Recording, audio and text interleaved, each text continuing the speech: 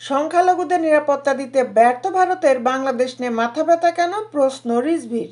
নিজ দেশে সংখ্যালঘুদের নিরাপত্তা দিতে ব্যর্থ ভারতের বাংলাদেশ নিয়ে মাথাব্যথা কেন, এমন প্রশ্ন তুলেছেন বিএনপির জ্যেষ্ঠ যুগ্ম মহাসচিব রুহুল কবির রিজভী।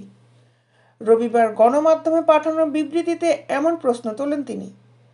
বিবৃতিতে তিনি বলেন, দুনিয়া কাঁপানো ছাত্র জনতার রক্তাক্ত অভ্যুত্থানের মুখে কুখ্যাত গণতন্ত্রের ঘাতক শেখ হাসিনা ভারতে পালিয়ে যাওয়ার পর দেশের স্বস্তি শান্তির অভাবনীয় স্বর্ণদ্বার উন্মোচিত হয়েছে।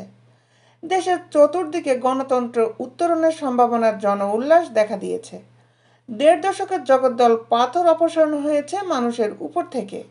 রিজভী বলেন, জাতি ধর্ম বর্ণ নির্বিশেষে সবাই যখন একটু স্বস্তির নিঃশ্বাস ফেলছেন, তখন বাংলাদেশের ১.৫ দশকের সন্ত্রাসী মাফিয়া লীগের রক্তাক্ত তাণ্ডবে সুষুপ্তিতে থাকা ভারত সরকার সর্বস্ব হারানোর বেদনাবিদ্ধ অস্থিরতা আর অস্বস্তি বিস্ময়কর রকমের প্রকট হয়ে উঠেছে। শেখ হাসিনার পতন ভারত হজম করতে পারছে না মন্তব্য করে তিনি আরও বলেন, শেখ হাসিনার পতনে তাদের অন্তরে ভয়ঙ্কর অনল দহন। এর কারণ অতিমাত্রা দাদাগিরি করার ফলে ভারতের সঙ্গে তার প্রত্যেক প্রতিবেশীর সম্পর্ক তলানিতে। শুধু হাসিনার ঘাড়ে সওয়ার হয়ে একছত্র কর্তৃত্ব স্থাপন করেছিল বাংলাদেশের উপর। ভারত বাংলাদেশকে আশ্রিত রাজ্যের মতো বিবেচনা করত। সেই আশ্রিত রাজ্য হাত ফসকে গেছে।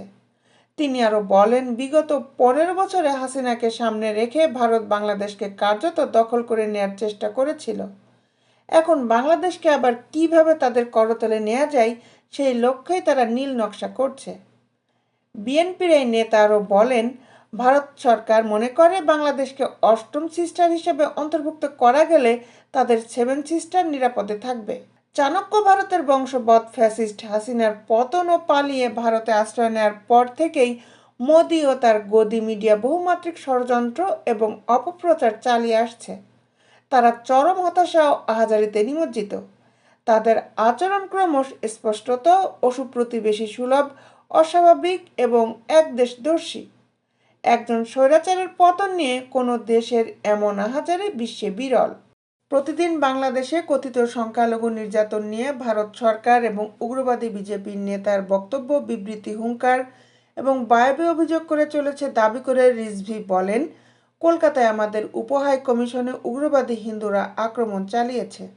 সাম্প্রদায়িক দাঙ্গা বাধাতে ভারতীয় গোয়েন্দারা আওয়ামী লীগ ও বিশেষ একটি ক্ষুদ্র গোষ্ঠীকে কীভাবে ব্যবহার করছে, সেই পরিকল্পনার ছক প্রকাশ্যে এসেছে।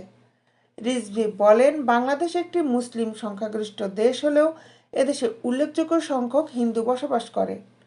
মুসলিম, হিন্দু, বৌদ্ধ, খ্রিস্টান এবং চাকমা, মারমা, গারো, মুরং সহ বিভিন্ন জনগোষ্ঠী আবহমান কাল ধরেই বসবাস করে আসছে। এখানে এক দেশ এক জাতি, আমরা সবাই বাংলাদেশি। অথচ ভারত সকল বাংলাদেশির স্বার্থে কথা না বলে সবসময় শুধু একটি সম্প্রদায়ের স্বার্থে রাজনৈতিক উদ্দেশ্য প্রণোদিতভাবেই কথা বলছে। ভারতের এই আচরণ ভারতকে সর্বজনীন না করে একটি নির্দিষ্ট সম্প্রদায়ের পক্ষাবলম্বী করেছে। ভারতের সব আচরণ এদেশের মানুষ মেনে নেয়নি। এদেশের মানুষ কঠিন সময়ে ধৈর্যের পরীক্ষা দিতে জানে, প্রতিরোধের দুর্ভেদ্য দেয়ালও প্রতিষ্ঠা গড়ে তুলতে পারে। এদেশের হিন্দুদেরও বৃহৎ একটা অংশ ভারতের এই নীতি সমর্থন করে না। আজ এই বাস্তবতা ভারতকে বুঝতে হবে, অসুয়া শক্তির কখনো জয় হতে পারে না। দেশ বিদেশের আপডেট নিউজ পেতে আমাদের সাথেই থাকুন। Justice television, Dhaka.